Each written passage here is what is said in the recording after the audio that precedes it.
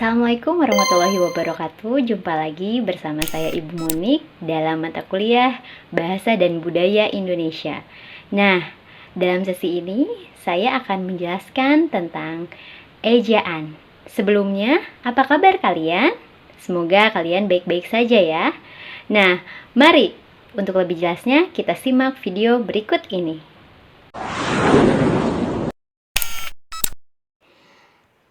Sejarah ejaan bahasa Indonesia sampai saat ini dikenal 3 nama ejaan yang pernah berlaku. Yang pertama ada ejaan Ophusen, yang kedua ada ejaan Republik atau ejaan Suwandi, yang ketiga ada ejaan Melindo atau Melayu Indonesia.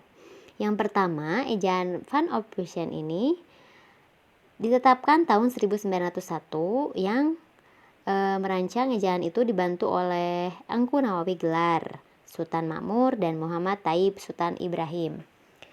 Yang kedua, ejaan Republik atau ejaan Suwandi. Setelah Indonesia merdeka pada tahun 1945, ejaan Van Ophusen mengalami beberapa perubahan. Untuk menyempurnakan ejaan Van Ophusen terdengar dalam Kongres Bahasa Indonesia 1 tahun 1938 di Solo.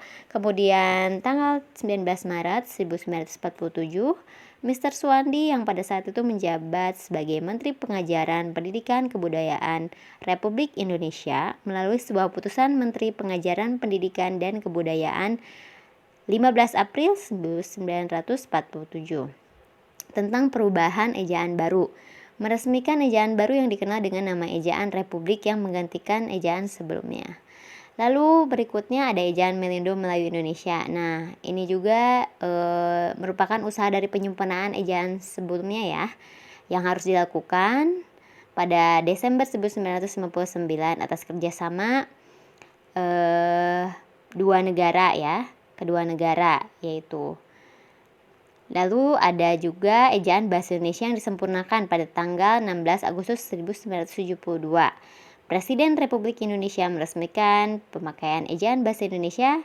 Peresmian ejaan baru itu berdasarkan keputusan Presiden nomor 57 tahun 1972 dengan nama ejaan yang disempurnakan atau EYD ya.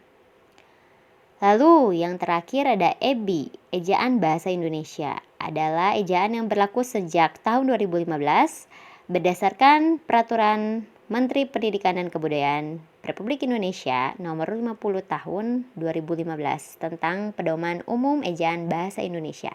Ejaan ini menggantikan ejaan yang disempurnakan atau ejaan sebelumnya. Ejaan bahasa Indonesia ada seperangkat aturan tentang cara menuliskan bahasa dengan menggunakan huruf, kata, dan tanda baca sebagai sarananya. Adapun perbedaan EBI dengan EYD, di dalam EYD huruf diftong hanya 3 yaitu ai, au, oi. Sedangkan pada EBI huruf diftong ditambah 1 yaitu e. Contohnya kata geser dan survei.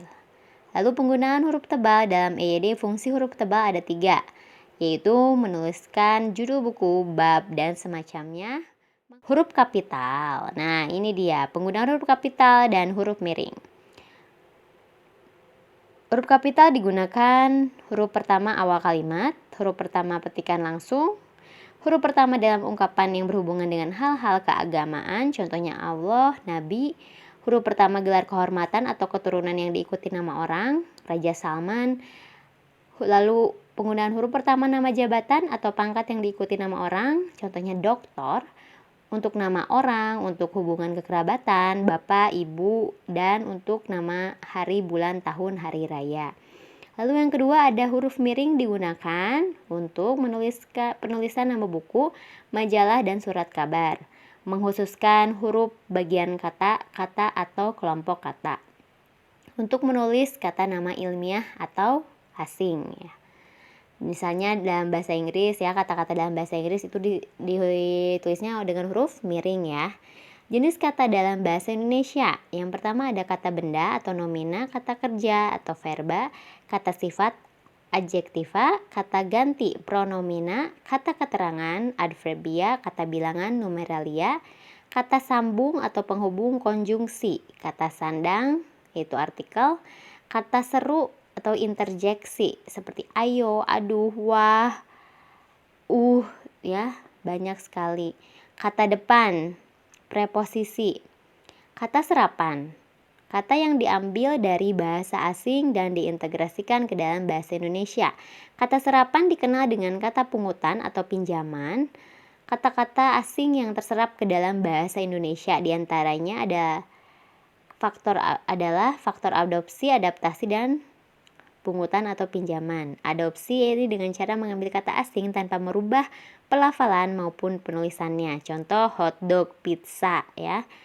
Lalu jika adaptasi yaitu dengan cara mengambil maknanya saja sedangkan penulisan dan lafalnya dirubah dan disesuaikan ke dalam bentuk kaidah bahasa Indonesia. Contohnya minimal, organisasi. Nah, pungutan diambil melalui proses pungutan atau kata asing yang diterjemahkan ke dalam bahasa Indonesia. Contoh on the way, balance ya. Contoh kata serapan, bisnis, bisnis, akuarium, akuarium, balon, balon, bus, bus, dan seterusnya. Dan ada dari bahasa Belanda juga, seperti berikut. Lalu ada juga dari bahasa Arab, seperti berikut. Baik, sampai di sini. Semoga mudah-mudahan video ini bisa membantu ya dalam pemahaman tentang ejaan yang ada di bahasa Indonesia ya. Sekian. Nah, itu dia materi kita dalam sesi kali ini. Semoga dapat dipahami ya oleh kalian semua dan tetap bersemangat dalam mempelajari bahasa dan budaya Indonesia. Kalau bukan kita, siapa lagi? Baik, wassalamualaikum warahmatullahi wabarakatuh.